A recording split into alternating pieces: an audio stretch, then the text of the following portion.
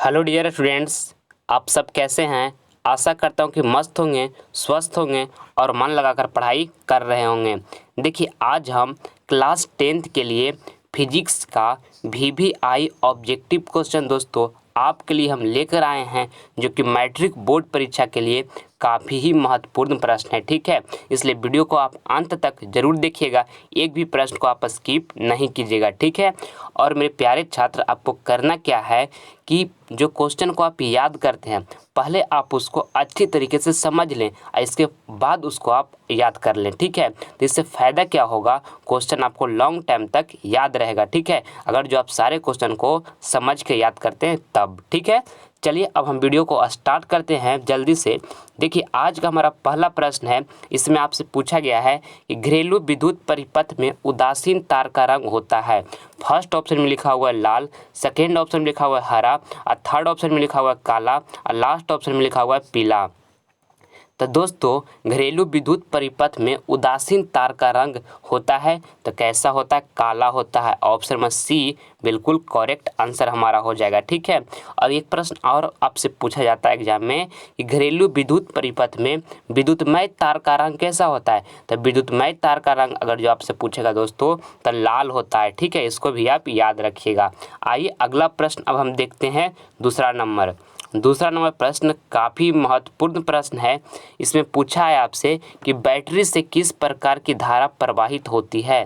First option में लिखा है दोस्तों दिष्ट धारा, यानी कि DC डायरेक्ट करंट जिसको हम बोलते हैं, और सेकेंड ऑप्शन में लिखा है दोस्तों प्रतिवर्ती धारा, यानी कि AC अल्टरनेटिंग करंट। ठीक है, और यहाँ थर्ड ऑप्शन में लिखा हुआ है दोनों और लास्ट ऑप्शन में लिखा हुआ है इनमें से कोई नहीं। ठीक है, तो दोस्तों बैटरी से किस प्रकार की धारा प्रवाहित होती है, तो यहाँ दृष्ट धारा प्राप्त होती है। ठीक है दोस्तों, जिसको हम DC बोलते हैं इंग्लिश में, यानी कि डायरेक्ट करंट। ठीक है, तो ऑप्शन में ए यहाँ पर हमारा बिल्कुल करेक्ट आंसर हो जाएगा। अब प्रतिवर्ती धारा दोस्तों इंग्लिश में हम AC बोलते हैं, यानी कि अल्टरनेटिंग करंट। ठीक है, तो बैटरी से किस प्रकार की धारा प्रवाहित होती है, तो दिष्ट धारा, यानी कि DC डायरेक्ट करंट। ठीक है, चलिए अगला प्रश्न अब हम देखते हैं। तीसरा नंबर प्रश्न दोस्तों आपका एग्जाम के लिए काफ़ी महत्वपूर्ण प्रश्न है। कहा है विद्युत धारा का SI मात्रक क्या होता है। फर्स्ट ऑप्शन में लिखा हुआ है वाट, सेकेंड ऑप्शन में लिखा हुआ है एम्पियर और थर्ड ऑप्शन में लिखा हुआ है वोल्ट और लास्ट ऑप्शन में लिखा हुआ है ओम। तो दोस्तों विद्युत धारा का SI मात्रक क्या होता है, तो एम्पियर होता है। ऑप्शन नंबर बी जो होगा बिल्कुल करेक्ट आंसर हमारा हो जाएगा। ठीक है, और देखिए ये वाट जो है दोस्तों, ये शक्ति का SI मात्रक वाट होता है। ठीक है, और ये वोल्ट जो है दोस्तों विभवांतर का SI मात्रक वोल्ट होता है। ठीक है, और ओम दोस्तों प्रतिरोध का SI मात्रक ओम होता है। ठीक है, ये चारों का आप अच्छी तरीके से याद रखें, आपका एग्जाम के लिए काफ़ी ही महत्वपूर्ण प्रश्न है। ठीक है, आइए अगला प्रश्न अब हम देख लेते हैं।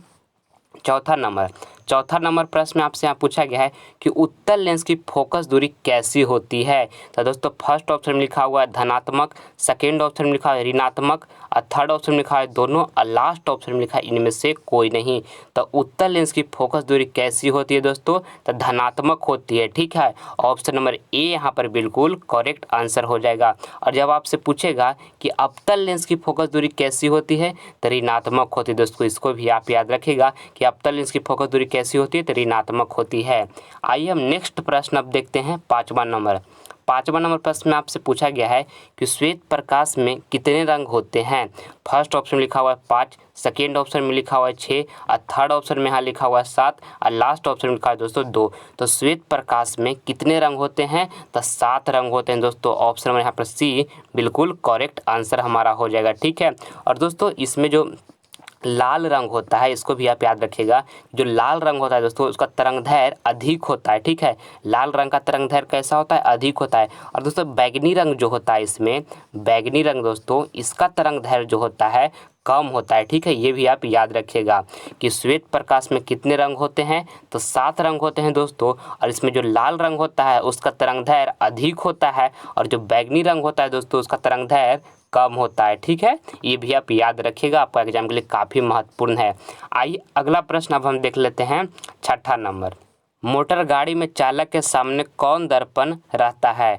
फर्स्ट ऑप्शन में लिखा है देखिए समतल, सेकेंड ऑप्शन में लिखा हुआ है अवतल, थर्ड ऑप्शन में लिखा हुआ है उत्तल और लास्ट ऑप्शन में लिखा है इनमें से कोई नहीं। तो दोस्तों मोटर गाड़ी में जो चालक के सामने दर्पण रहता है वो हमारा उत्तल दर्पण रहता है, ठीक है। ऑप्शन में सी बिल्कुल करेक्ट आंसर हो जाएगा। और ध्यान दीजिएगा कि मोटर गाड़ी में चालक के सामने जो दर्पण लगा होता है वो क्या करता है कि जो पीछे से गाड़ियाँ आती है, ठीक है, उसका छोटा, ठीक है, उसका छोटा और सीधा, छोटा और कैसा दोस्तों, सीधा, छोटा और सीधा प्रतिबिंब बना के उसी मिरर में दिखाती है। तो कौन सा दर्पण होता है, तो उत्तल दर्पण होता है, ठीक है, जो मोटर गाड़ी के साइड मिरर में उसका प्रयोग किया जाता है। तो ऑप्शन सी यहाँ पर करेक्ट आंसर हो जाएगा। और अवतल दर्पण है जो दोस्तों हजामत बनाने के लिए यानी कि दाढ़ी बनाने के लिए दोस्तों अवतल दर्पण का प्रयोग किया जाता है। और डॉक्टर लोग दोस्तों रोगियों का गला, दांत को इलाज करने के लिए अवतल दर्पण का प्रयोग करते हैं, ये भी आप याद रखिएगा। आइए अगला प्रश्न अब हम देखते हैं। सातवां नंबर प्रश्न काफ़ी महत्वपूर्ण प्रश्न है। इसमें आपसे पूछा है कि इंद्रधनुष में सबसे अंदर कौन सा रंग दिखाई देता है। फर्स्ट ऑप्शन में लिखा हुआ है लाल, सेकेंड ऑप्शन में लिखा हुआ है बैगनी और देखिए यहाँ थर्ड ऑप्शन में लिखा हुआ है पीला और लास्ट ऑप्शन में लिखा हुआ है नीला, ठीक है। तो इंद्रधनुष में सबसे अंदर कौन सा रंग दिखाई देता है, तो दोस्तों कौन सा रंग दिखाई देता है, तो बैगनी दिखाई देता है इंद्रधनुष में सबसे अंदर रंग, ठीक है। और ये भी आपसे एग्जाम में पूछा जाता है कि इंद्रधनुष में सबसे बाहर कौन सा रंग दिखाई देता है, तो बाहर दोस्तों लाल दिखाई देता है, ठीक है, और अंदर कौन दिखाई देता है, बैगनी। तो ऑप्शन में बी यहाँ पर हमारा बिल्कुल करेक्ट आंसर हो जाएगा। आइए अगला प्रश्न अब हम देखते हैं। और दोस्तों आगे बढ़ने से पहले आपसे हमारी एक छोटी सी रिक्वेस्ट है कि अगर जो आप अभी तक दोस्तों हमारे चैनल को सब्सक्राइब नहीं किए हैं तो दोस्तों आप इस चैनल को सब्सक्राइब कर लें, ठीक है, क्योंकि जितना भी इस पर हम प्रश्न करवा रहे हैं दोस्तों आपका एग्जाम के लिए काफ़ी महत्वपूर्ण प्रश्न है, ठीक है। दोस्तों अगर जो आप सब्सक्राइब नहीं किए तो जल्द कर लें। इससे फ़ायदा क्या होगा कि जब भी हम इस पर वीडियो अपलोड करेंगे उसका नोटिफिकेशन सबसे पहले आप पर पहुँच जाएगा, ठीक है, और आप उस वीडियो को सबसे पहले देख पाइएगा, ठीक। देखिए 8वां नंबर प्रश्न में देखिए इसमें पूछा है कि विद्युत बल्ब का तंतु किस पदार्थ का बना होता है। फर्स्ट ऑप्शन में लिखा हुआ है लोहा, सेकेंड ऑप्शन में लिखा हुआ है नाइक्रोम और थर्ड ऑप्शन में लिखा है टंगस्टन और लास्ट ऑप्शन में लिखा हुआ है टीन। तो दोस्तों विद्युत बल्ब का जो तंतु किस पदार्थ का बना होता है, तो टंगस्टन का होता है, ठीक है। ऑप्शन में सी बिल्कुल करेक्ट आंसर हमारा हो जाएगा, ठीक है। और ये भी आपसे प्रश्न में पूछा जाता है कि विद्युत हीटर का दोस्तों जो कुंडली होता है वो किस तंतु का बना होता है, तो नाइक्रोम का बना होता है। ये भी आप याद रखिएगा कि जो विद्युत हीटर होता है दोस्तों उसका कुंडली किस तंतु का बना होता है, तो नाइक्रोम का बना होता है, ठीक है। आइए अगला प्रश्न अब हम देख लेते हैं। 9 नंबर प्रश्न में आपसे पूछा गया है कि तारे क्यों टिमटिमाते हैं। काफ़ी ही महत्वपूर्ण प्रश्न है दोस्तों, तारे क्यों टिमटिमाते हैं। तो दोस्तों फर्स्ट ऑप्शन लिखा है वायुमंडलीय अपवर्तन, सेकेंड ऑप्शन लिखा है वर्ण विक्षेपण, थर्ड ऑप्शन लिखा है प्रकाश के परिकिरणन और लास्ट ऑप्शन लिखा है इनमें से कोई नहीं। तो दोस्तों तारे क्यों टिमटिमाते हैं, तो वायुमंडलीय अपवर्तन के कारण, ठीक है। ऑप्शन में ए बिल्कुल करेक्ट हमारा आंसर हो जाएगा, ठीक है। आइए अगला प्रश्न अब हम देखते हैं 10वां नंबर। सारा प्रश्न दोस्तों काफ़ी महत्वपूर्ण प्रश्न है, इसलिए एक भी प्रश्न को आप स्किप ना करें, सारे प्रश्न को दोस्तों अच्छी तरीके से समझ के आप याद करते चले, ठीक है। देखिए पूछा है कि निम्न में से कौन एक अर्धचालक पदार्थ है, ठीक है। फर्स्ट ऑप्शन में लिखा हुआ हीरा, सेकेंड ऑप्शन में लिखा हुआ सोना, यहाँ देखिए थर्ड ऑप्शन में लिखा हुआ लोहा और लास्ट ऑप्शन में लिखा है दोस्तों सिलिकॉन, ठीक है। तो कौन सा निम्न में से कौन सा दोस्तों एक अर्धचालक पदार्थ है, तो अर्धचालक पदार्थ जो हमारा है सिलिकॉन है, ठीक है। ऑप्शन में डी यहाँ पर हमारा बिल्कुल करेक्ट आंसर हो जाएगा, ठीक है। और दोस्तों जो प्रश्न आपको याद नहीं है उसको आप क्या कीजिए कि आप नोट कर लीजिए दोस्तों और उसको बार बार आप रिवीजन करते रहिए, ठीक है। जिससे फ़ायदा क्या होगा कि आपका जो तैयारी का लेवल होगा बहुत अच्छा हो जाएगा, ठीक है। इसलिए जो प्रश्न आपको याद नहीं उसको कॉपी में नोट करें और बार बार रिवीजन करें। देखिए 11 नंबर प्रश्न में आपसे यहाँ पूछा गया है आपतन कोण किसके बराबर होता है। देखिए प्रश्न में पूछा गया है दोस्तों आपसे कि आपतन कोण किसके बराबर होता है। फर्स्ट ऑप्शन में लिखा हुआ है क्रांति कोण, सेकेंड ऑप्शन में लिखा हुआ है परावर्तन कोण और थर्ड ऑप्शन में लिखा हुआ है विचलन कोण और लास्ट ऑप्शन लिखा है इनमें से कोई नहीं। तो दोस्तों आपतन कोण किसके बराबर होता है, तो परावर्तन कोण के बराबर होता है दोस्तों। ऑप्शन में यहाँ पर बी जो होगा बिल्कुल करेक्ट आंसर हो जाएगा, ठीक है। जैसे कि मान के लिए देखिए कि आपतन कोण अगर जो 30 डिग्री का होगा दोस्तों, तो जो परावर्तन कोण होगा वो भी हमारा कितना डिग्री अधिक होगा, 30 डिग्री के ही होगा, ठीक है, क्योंकि आपस में दोनों बराबर होता है। ठीक, चलिए अगला प्रश्न अब हम देख लेते हैं 12 नंबर प्रश्न में आपसे यहाँ पूछा गया है कि विद्युत शक्ति का एसआई मात्रक क्या होता है। फर्स्ट ऑप्शन में लिखा हुआ है वाट, सेकेंड ऑप्शन में लिखा हुआ है दोस्तों जूल, यहाँ थर्ड ऑप्शन में लिखा हुआ है दोस्तों एम्पियर और लास्ट ऑप्शन में लिखा हुआ है ओम मीटर। तो विद्युत शक्ति का दोस्तों एसआई मात्रक क्या होता है, तो वाट होता है दोस्तों। ऑप्शन में ए यहाँ पर बिल्कुल हमारा करेक्ट आंसर हो जाएगा। और दोस्तों जूल जो होता है कार्य का एसआई मात्रक जूल होता है, ठीक है, इसको भी आप याद रखिएगा। और एम्पियर दोस्तों विद्युत धारा का एसआई मात्रक एम्पियर होता है, ठीक है। और दोस्तों प्रतिरोधकता का दोस्तों ओम जो एसआई मात्रक होता है ओम मीटर होता है, ठीक है। प्रतिरोधकता का एसआई मात्रक क्या होता है, तो ओम मीटर होता है। ये चारों का आप याद रखिएगा, आपका एग्जाम के लिए काफ़ी महत्वपूर्ण प्रश्न ये सब है, ठीक है। आइए अगला प्रश्न अब हम देखते हैं 13 नंबर प्रश्न में आपसे यहाँ पूछा गया है कि वायुमंडल में किस रंग का परिकीर्णन अधिक होता है। काफ़ी महत्वपूर्ण प्रश्न दोस्तों, वायुमंडल में किस रंग का परिकीर्णन अधिक होता है। फर्स्ट ऑप्शन में लिखा हुआ है नीला, सेकेंड ऑप्शन में लिखा हुआ है पीला, थर्ड ऑप्शन में लिखा हुआ है लाल और लास्ट ऑप्शन में लिखा है दोस्तों काला। तब वायुमंडल में किस रंग का परिकीर्णन अधिक होता है, तो दोस्तों नीला रंग का होता है, ठीक है। ऑप्शन में यहाँ पर ए जो होगा बिल्कुल करेक्ट आंसर होगा। इसी के कारण दोस्तों आकाश जो होता है कैसा दिखाई देता है, नीला। वायुमंडल में किस रंग का परिकीर्णन अधिक होता है दोस्तों, तो नीला का होता है। और इसी के कारण जो हमारा आकाश होता है वो कैसा दिखाई देता है, नीला, ठीक है। आइए अगला प्रश्न अब हम देख लेते हैं 14 नंबर प्रश्न में आपसे पूछा गया है कि विद्युत बल्ब में कौन सा गैस भरा जाता है।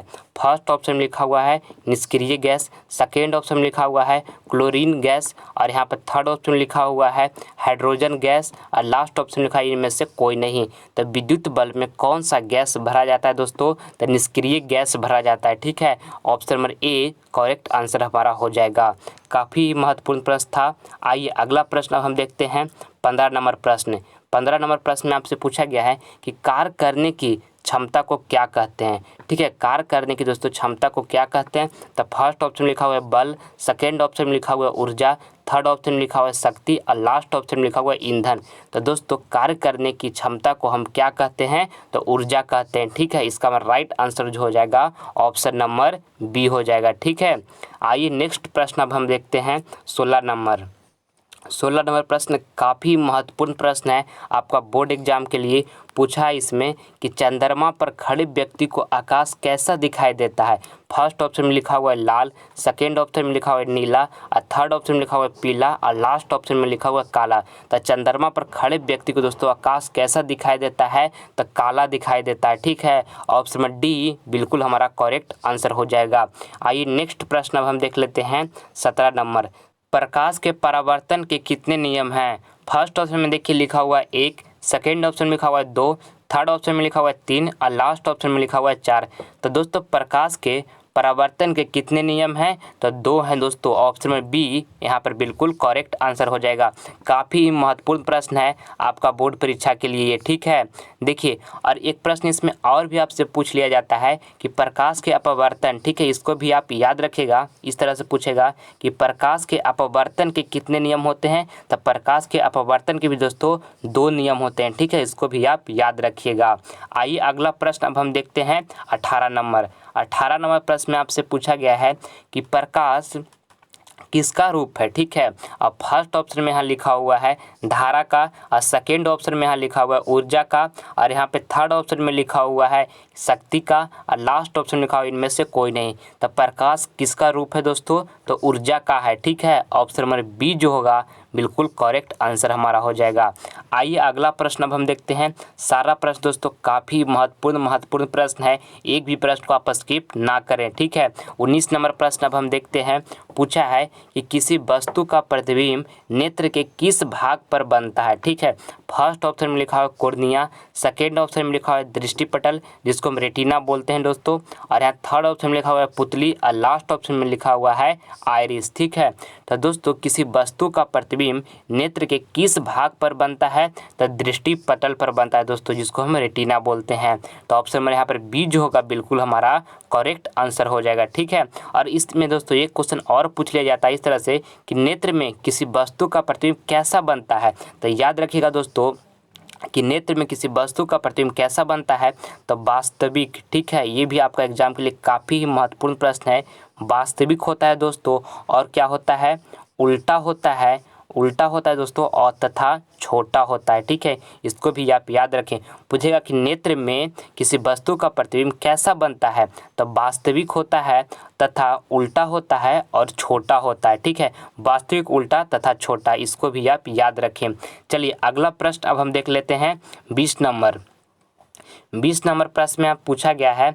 और दोस्तों अगर जो आप हमारा आदर्श सब्जेक्ट का वीडियो देखना चाहते हैं तो हमारे डिस्क्रिप्शन में जाइए, वहाँ पर आपको लिंक मिल जाएगा। ठीक है, उससे मैथ का प्लेलिस्ट का लिंक मिल जाएगा, साइंस का प्लेलिस्ट का लिंक मिल जाएगा दोस्तों, आपको सोशल साइंस का प्लेलिस्ट का लिंक मिल जाएगा, हिंदी का मिल जाएगा।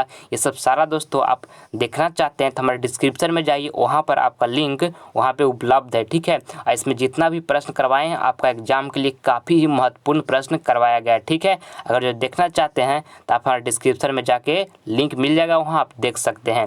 देखिए 20 नंबर प्रश्न देखते हैं। इसमें आपसे पूछा है कि प्रकाश किस प्रकार का तरंग है। ठीक है, फर्स्ट ऑप्शन में लिखा हुआ है अनुप्रस्थ, सेकेंड ऑप्शन में लिखा हुआ है अनुदैर्घ्य, और थर्ड ऑप्शन में लिखा हुआ है दोनों, और लास्ट ऑप्शन में लिखा है इनमें से कोई नहीं। तो प्रकाश किस प्रकार का तरंग है दोस्तों, तो अनुप्रस्थ है। ठीक है, ऑप्शन नंबर ए जो होगा बिल्कुल हमारा यहाँ पर करेक्ट आंसर हो जाएगा। आइए अगला प्रश्न अब हम देख लेते हैं 21 नंबर प्रश्न में आपसे पूछा गया है कि ज्योति तीव्रता का एसआई मात्रक क्या होता है। फर्स्ट ऑप्शन में लिखा है दोस्तों कैंडेला, सेकेंड ऑप्शन में लिखा है दोस्तों एम्पियर, और थर्ड ऑप्शन में लिखा हुआ है मीटर, और लास्ट ऑप्शन में लिखा हुआ है केल्विन। तो दोस्तों ज्योति तीव्रता का एसआई मात्रक क्या होता है दोस्तों, तो कैंडेला होता है। ठीक है, ऑप्शन नंबर यहाँ पर ए जो होगा बिल्कुल हमारा करेक्ट आंसर हो जाएगा। आइए नेक्स्ट प्रश्न अब हम देखते हैं 22 नंबर प्रश्न काफ़ी महत्वपूर्ण प्रश्न है, आपके बोर्ड परीक्षा के लिए पूछा है कि विद्युत धारा उत्पन्न करने की युक्ति को कहते हैं। फर्स्ट ऑप्शन में लिखा हुआ एमीटर, सेकेंड ऑप्शन में लिखा है गैल्वेनोमीटर, और लास्ट ऑप्शन में लिखा हुआ जनित्र, और लास्ट यहाँ थर्ड में लिखा हुआ दोस्तों जनित्र, और लास्ट ऑप्शन में लिखा हुआ इनमें से कोई नहीं। ठीक है, तो विद्युत धारा उत्पन्न करने की युक्ति को कहते हैं दोस्तों, तो जनित्र कहते हैं। ठीक है, ऑप्शन में सी यहाँ पर हमारा बिल्कुल करेक्ट आंसर हो जाएगा। आइए नेक्स्ट प्रश्न अब हम देखते हैं 23 नंबर में पूछा है कि प्रकाश की चाल सबसे अधिक किसमें होती है।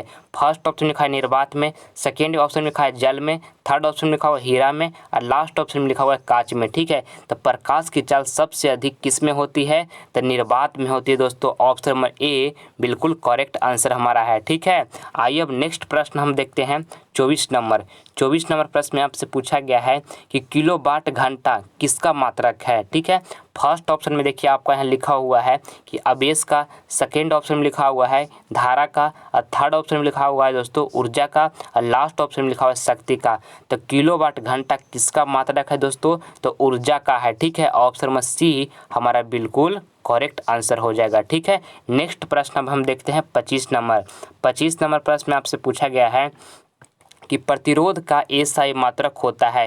तो दोस्तों इस प्रश्न को हम आंसर आपको नहीं बताएंगे, आपको हमको कमेंट बॉक्स में करके बताना है कि इसका राइट आंसर क्या होगा। ठीक है, आपसे क्वेश्चन में पूछा गया है कि प्रतिरोध का एसआई मात्रक होता है। तो दोस्तों चारों ऑप्शन में कौन इसका बिल्कुल राइट आंसर है, आप हमको कमेंट बॉक्स में ज़रूर करके बताइए। ठीक है, आपका रिप्लाई हम ज़रूर देंगे। ठीक है, मैं उम्मीद करता हूं कि वीडियो आपको पसंद आया होगा, तो प्लीज़ आप इसे लाइक करें, अपने दोस्तों में शेयर करें, और आप हमारे चैनल पर नए हैं तो आप इसे सब्सक्राइब कर लें ताकि आने वाला वीडियो का नोटिफिकेशन सबसे पहले आपको मिले। धन्यवाद।